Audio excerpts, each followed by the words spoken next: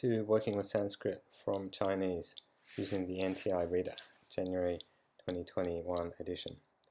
I'm going to talk about how to work with Sanskrit text when translating from Chinese Buddhist texts using the NTI Reader website at ntireader.org. That's what I want to cover.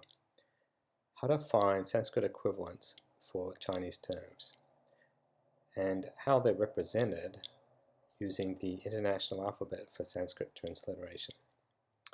And next, working with texts, how to navigate the canonical Chinese texts in the NTI Reader, how to find Sanskrit text. Just to set expectations, the NTI Reader does not have Sanskrit texts. You can get them elsewhere, but then the question is that I'll answer how to align them.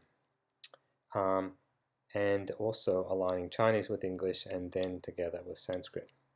And then finally, comparing the Āgama text in Chinese with text in the Pali Canon.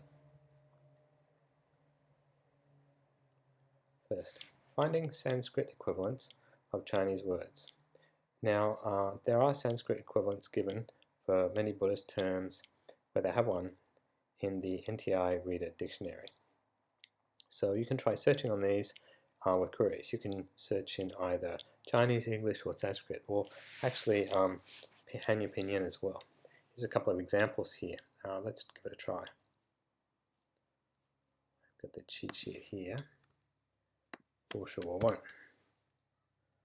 And then we just go to search on that.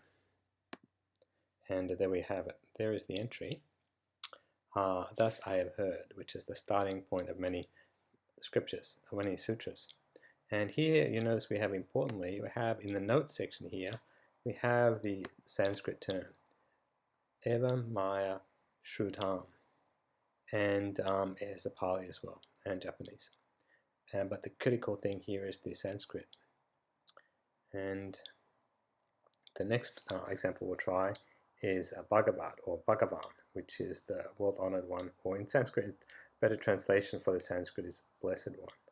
And we can just go back here and type in bhagavat, and there we have it. And then we pick the one we want. There's a number, and there we are. So śrutam is the word usually that appears in the Chinese sutras, and that we'll see the equivalent in the Sanskrit sutras is bhagavat or bhagavan, and they may not exactly be a translation of each other. So just to qualify that here, I put the Sanskrit equivalent. So I think always thinking that the Chinese is a translation of the Sanskrit might not be precisely correct. Next example, thus come one, tathāgata. Let's try that, and we'll just type in English this time.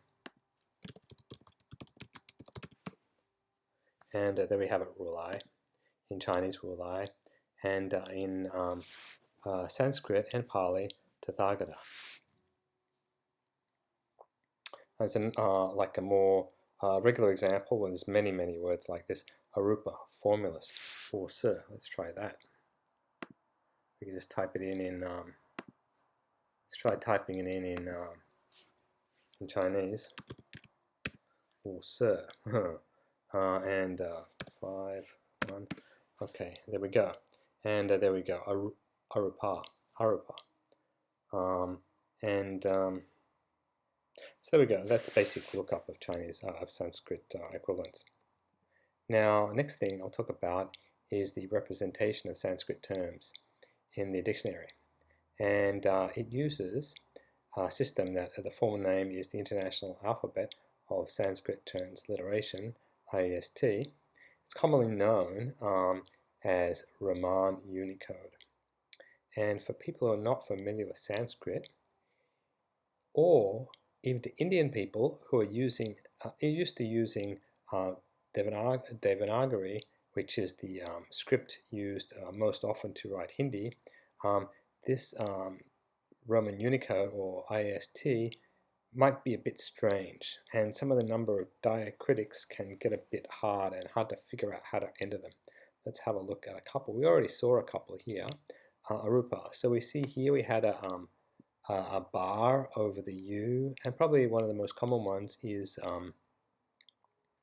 a bar over the A. There's many actually, and we'll see here with this is a mono. This is an older system here that I won't go into detail, but it's an older system where the U is an uppercase, and it's because with keyboards, a lot of people have keyboards that don't support these diacritics. Well, so that is another transliteration system that's not IAST, but can be useful sometimes, and I'll show how to convert them in a bit. So don't be intimidated by these things. They're not too bad. At worst, you can just try pronouncing them as if they didn't have any diacritics. Now, this IAST is the standard used by Western academics, especially in Buddhism and mostly in Buddhism, but maybe some other fields. And so that is the standard. That's why it's used in the NTI Reader. And it's much more comfortable for Westerners to use Latin characters, even with diacritics, than Devanagari, which is a very different system, and it's difficult to learn. There is definitely a steep learning curve on it. But if we have these diacritics in IAST, we can transform unambiguously to Devanagari and back again, which is good. If we were to just remove the diacritics, just so not to confuse people familiar with Sanskrit, then what would happen would be we wouldn't be able to transform well to Devanagari. If a person may be able to, but if the person was familiar with a particular word and they knew how to write it in both Devanagari and IAST, then they may be able to. But we have ambiguity there that the machine cannot resolve. Now, to get more background on the how Sanskrit is used and this system here in the NTI Reader, you can go to see the help, and there'll be a link there to a page that explains more about use of Sanskrit. And let's have a look at that, and let's also have a look. I promised to share how to transliterate, and let's do that. So here we have a term, arūpa,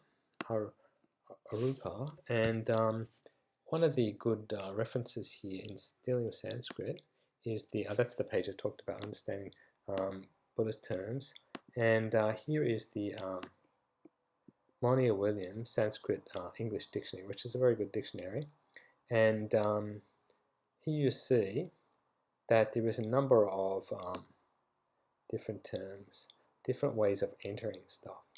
And what we're looking at, their IAST, they describe as Roman Unicode. And there's Devanagari Unicode as well. And there's this Kyoto Harvard scheme, which I showed you with the uppercase U. So it's a system of uppercase and lowercase letters. Let's try using the Roman Unicode. Try looking up a term. We'll try arūpa. And there we have it. We have it there. So it is the definition that we're expecting. And mind you, the Monier-Williams is a dictionary of just regular Sanskrit. It's not especially Buddhist terms, but there are some Buddhist terms. Now, if you want to get the Devanagari, then you can choose the output as Devanagari and then search. And there it is. And you can also use other systems. So there you can transform back and forth. And it's not too bad as soon as you get used to it. Now, sometimes you'll see, which may be confusing, the terms written without diacritics. Even though they should have diacritics, they're written without diacritics, especially in the English equivalent section. Now, the reason for that is, for one, to make it a bit more friendly for folks who are not familiar with Sanskrit and they're just looking for the English equivalent. And we have terms that are just used commonly, like nirvana and karma and so on. And we don't necessarily need to put the diacritics for people who are not interested in working with Sanskrit text. And also, the other thing is it facilitates searching. Now that the Sanskrit stuff is sometimes a bit, it can, not everybody's got the right keyboard and transcoding tools to transcode it, and they can just type in the term in without the diacritics, and it will find it.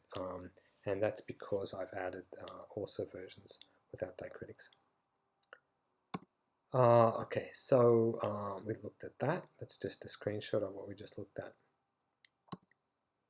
And that's another screenshot we looked at. Okay, now working with the text.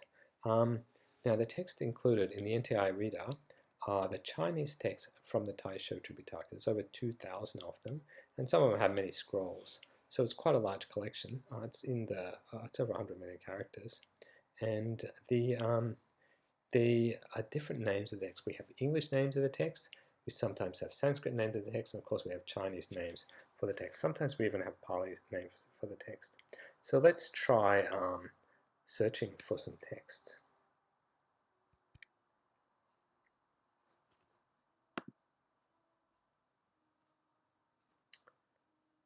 We can do that just by typing the search. For example, we'll try English. Diamond Sutra, and here we go. We'll use the top one. That is the common name for the Diamond Sutra. Now, Diamond Sutra is a little bit uncommon. There's a number of different translations of the Diamond Sutra in the Chinese canon, and also, which is another fairly common problem, that there's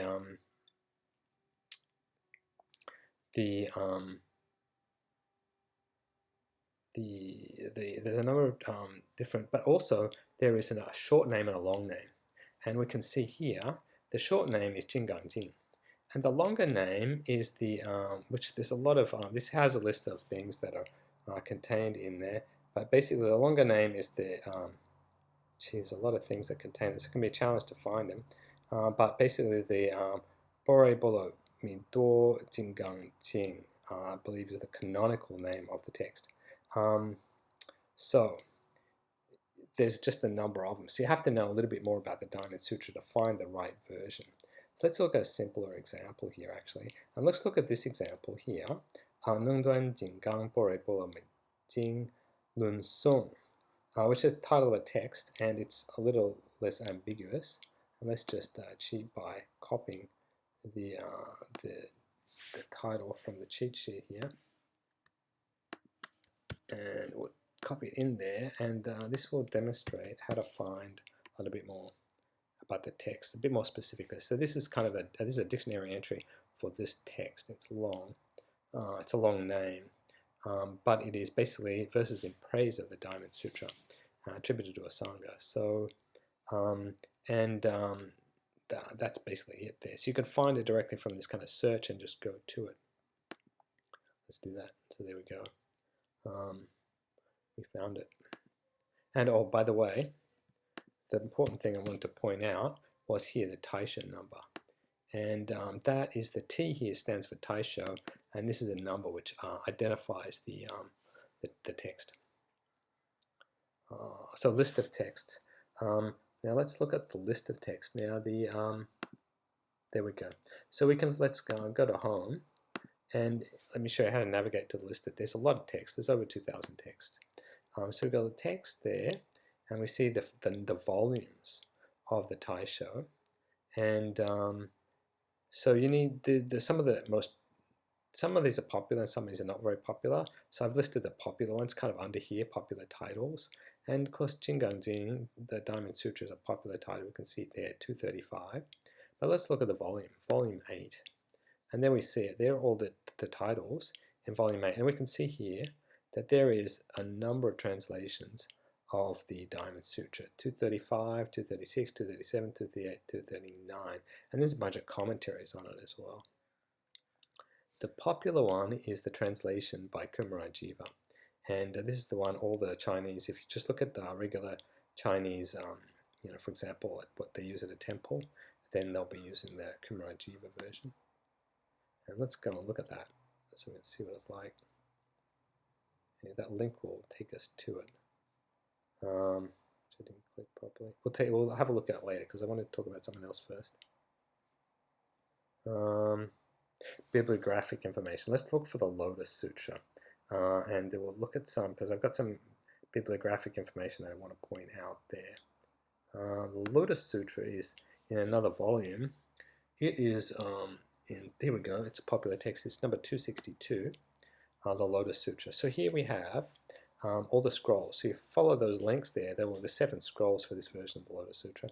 This will go to the actual text of the sutra. And then there's some information about the colophon and some notes where the primary source comes from. And there's a Sanskrit version here, which I'll talk about later. And there is the contents and also some references on it. So there's some useful information there about the Lotus Sutra, bibliographic information. And includes some Sanskrit information there too. So have a look at those. And let's just for fun, we'll click on one of these links and see what it looks like. There we go. So that is the Lotus Sutra there. The first scroll of it, or fascicle as some people call it.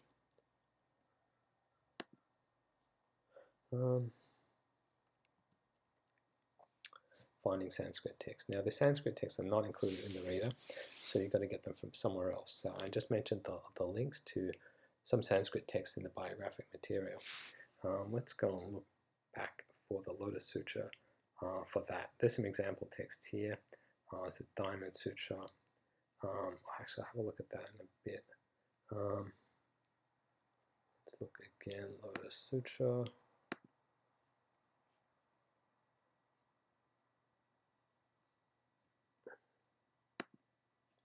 And Sanskrit version. The Sanskrit version here is from the University of the West Digital Sanskrit Project. So that's it. And there are the different chapters of the Lotus Sutra in Sanskrit. We can click on one. And that's it. This is the same system, International Alphabet for Sanskrit Transliteration, which they will probably call Romanized. Now, there's some other sources as well, actually. And interestingly, some sources, there is even like people have done this alignment before. And an example is this text by Tucci, where he was a Buddhist scholar from Italy, and he went to Tibet and found Buddhist texts and did some alignment. So let's look at his text there. And there it is. And we can maybe look at that. And so we can see his, he's got a bit of, he's got a, let's see the index here. Whoa. He's got a large introduction. So he does a comparison of the Taisho and there's 2 versions of this text. And in Taisho. Then he does a comparison of the Chinese, Tibetan, and English. That's it. And I believe the English starts at around page 93. So let's keep going here. It's interesting. Let's go back to full screen. Now, also note that some English translations, which is noted in the relevant place, are from Sanskrit. They're not actually from Chinese. Now, of course, the Chinese is believed to be translated from the Sanskrit, but historically, in the case of the Diamond Sutra, many years ago, getting close to 1600 years ago or 1700 years ago, in the case of 235, which is the Kamarajiva one. Now, Konzi's translation came from the Sanskrit. There are, in some cases, translations into English from the Chinese as well. There's some more examples here. More of Konzi's work was from Sanskrit. And the 8,000 Ashta, the 8,000 line Perfection of Wisdom, also the Nagarjuna's Middle Way, Siddharatas, and Katsura translated the Middle Way from the Sanskrit. Places to find Sanskrit texts there. I mentioned the University of the West let's find it. University of the West Digital Sanskrit Buddhist Canon. Let's bring it up. And here it is. And so you can look at the text there and browse by category. It's manuscript. Manuscript has the actual images of the text. These are digitized ones. And if we go to Romans, Sutra, Pitaka, and if we go to, a lot of them are in this section here, the Mahayana sutras, and we have a list of them there. And it's a pretty good collection. So we can look at a few examples. So this will be an example of the Diamond Sutra.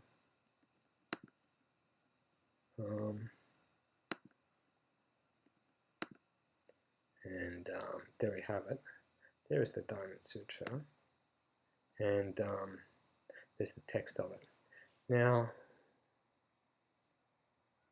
that we've got the Sanskrit text, our next challenge will be to highlight the, to align the Chinese with the Sanskrit.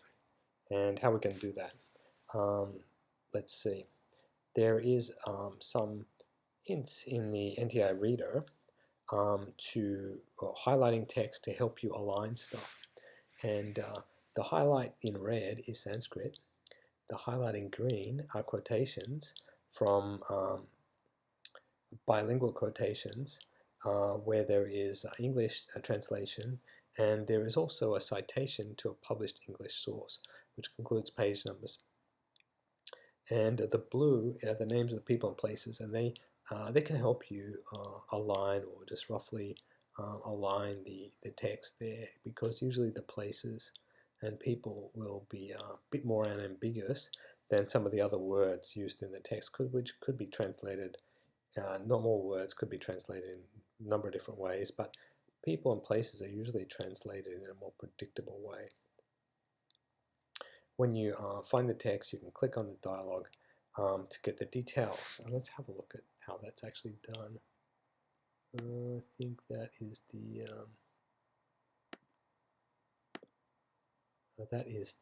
verses. It's the Lotus Sutra.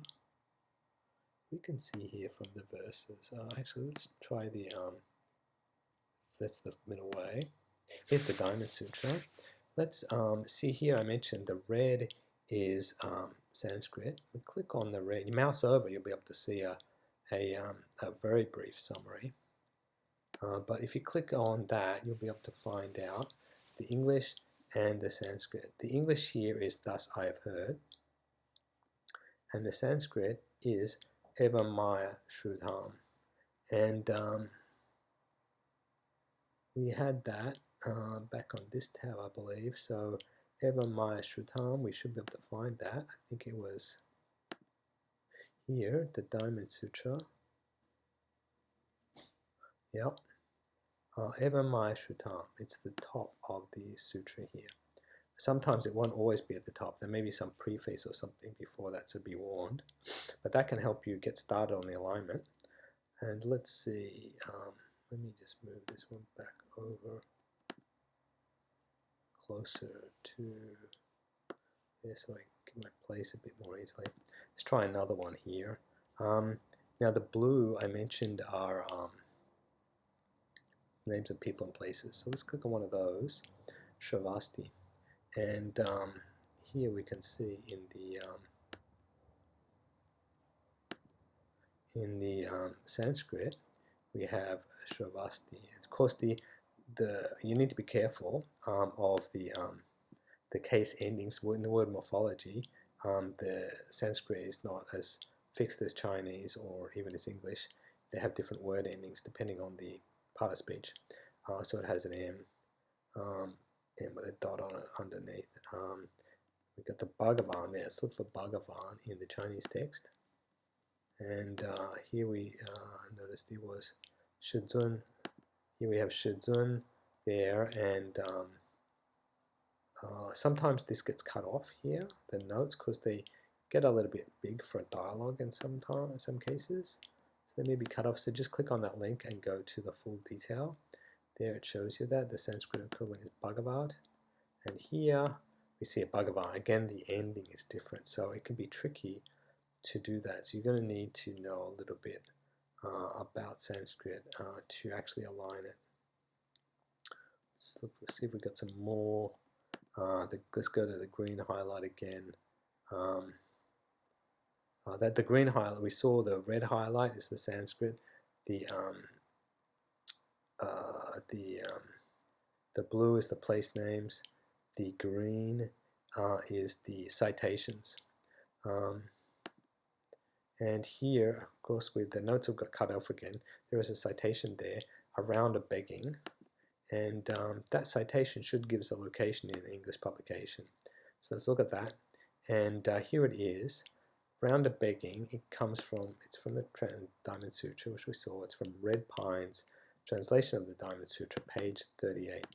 And the translator, which is me, just note that that English translation may differ from the published translation by Red Pine. I've translated it myself just to stay clear of copyright problems with published translations. But you should be able to, if you go to page 38 there, you should be able to easily find the English there in that text, the English translation of it, and there'll be some notes about Sanskrit too. And this is the reference in the Taisho. It's the title number is 238, it's volume 8, and this is the, after the dot there is the location in the text, which we'll be able to see here. It's that number there, 748C20. There, 748C20. So we can line up in several different ways there. Okay, and there you go. Now I mentioned about the text in the NTI Reader being a little bit different to stay clear of copyright problems, but you can, of course you can't copy from published text, but you can copy from the NTI Reader. It's can be freely copied under the Creative Commons with attribution license, so you're free to copy that, and please do. But if you give a citation, that would be great. There's just a screenshot of what we just looked at. Okay, now on to comparing the Āgama text in Chinese and the Pali Canon. Now, besides Āgama, there's other things as well. Let's look at the Āgama as examples, and the most important example possibly. The Āgama section of the Taisho has a big overlap with the sutras in the Pali Canon. And that's because they have kind of the common source in the oral history of Buddhism. But they're actually not exactly the same, and there's some substantial differences. The Āgamas were translated into Chinese around 1600 or 1700 years ago, depending on which particular one, maybe plus or minus a few hundred years. But they were actually based on an oral history before that from India, which differed from the oral history of the Pali Canon because there were different schools. There was 18 or so different schools back in Indian Buddhism, and they had a different heritage for the schools. So they're different, but they're actually, surprisingly perhaps, there's a very large amount of overlap, which really is it was a tribute to their memory of the people who passed them down in oral recitation over many centuries. Now, how to find Pali equivalents in Chinese text. Let's have a look at an example to see how it's done. Go back to my cheat sheet here. I'll just copy this term here so I don't type it in. It's Zhong Ahan Jing, which is the same as, we'll find out what it is by searching on it. Here we go, let's just do that.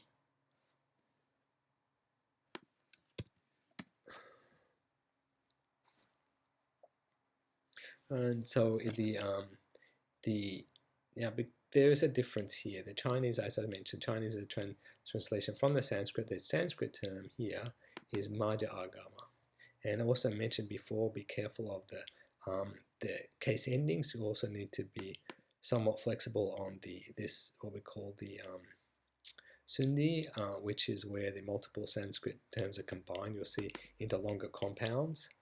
So there's a sandhi there. Here we have the sandhi's been like undone in this flavor of it, and here in the Sanskrit. Usually the Sanskrit equivalent here will be more precise, and the term in the English equivalent, there may be Sanskrit if there's no actual good English equivalent, or if that's what people know it by in English. And the note here is it corresponds to the Majjhima Nikaya in the Pali Canon, which is one of the collections of suttas in the Pali Canon. Now, the Āgamas are the first two volumes in the Taisha. Let's look for that. So here, remember, we go to the texts, and here we have the first two volumes. Let's look at volume 1. There we go. There are the Āgama texts, and you can see that we're at it's very different from the Pali Canon. The Pali Canon's got everything organized in very nicely, and there is only one version of everything. What you'll see with Chinese Canon is there's multiple versions of the same thing, and sometimes there's things that don't occur in the Pali and the other way around as well. The reason is we actually have a very good record of the evolution of the Chinese Buddhist canon, and they kept everything. They didn't keep everything. They kept a lot of stuff, and they kept who translated and when they translated, where they translated. If there are multiple versions, they just kept them all, which is really good if you want to understand the history and the evolution of the canon, but it can be a bit confusing if all you wanted to do was just read one version. Now, besides the Āgamas, there are a few other flavors of text that overlap with the Pali, and the Shastras, certainly including the Abhidhamma, the Jatakas. There's some overlap, but there's less overlap on the Jatakas and the Avadanas. And the Jatakas are the past lives of the Buddha. The Avadanas are the past lives of other figures in the canon, such as other disciples of the Buddha. Now, we can find out how to match the texts to each other. Let's look at an example here from T1, which is the Dinga Nikaya, and see how to find the equivalent Pali terms there. Here we have T1, so let's look at the first one, the Dirgha Āgama, which has many scrolls. It has 20 scrolls, and each scroll may have more than one sutta. Some suttas are big enough that they take up multiple scrolls. Now here I have a table of contents here. So you can see Dabun Jing, which is the very first one, is the sutra about how the world evolved basically, and you can see that here and click on it and go to it. And besides that, what I didn't mention there is it should show some Pali. Well, that's the Pali name, and the Dinga Nikaya number is D14, and it's called the Mahapadana Sutta. So that is a Pali Sutta that you can find. And where can you find those? You can find them in, there's a few versions of the Pali Canon actually, and there's some free versions and there's some non-free versions. And the non-free versions are getting fairly extensive. So the Dinga Nikaya is here, and the English version and the Pali version are here. And there we go. It's and this is the Access to Insight website. It's fantastic. Most of the Pali Canon, at least the Sutta section, has been translated into English. Let's keep going back here. So Pali resources. So let's see there. We saw the Access to Insight, which I've got here, which is a fantastic site. We can go to the top and see they have much more than that actually. the Tipitaka. It's the Pali name for Tripitaka. So there we go. It's got some introductory material. It's got the Tripitaka. It's got some library of other material. Fantastic resource. Another good resource is the Sutta Central, and it specializes in early Buddhist texts and parallels. So those are fantastic, actually. It's a fantastic resource, and it's got some introductory material as well. So I highly suggest looking at that. And that's it. So thank you very much.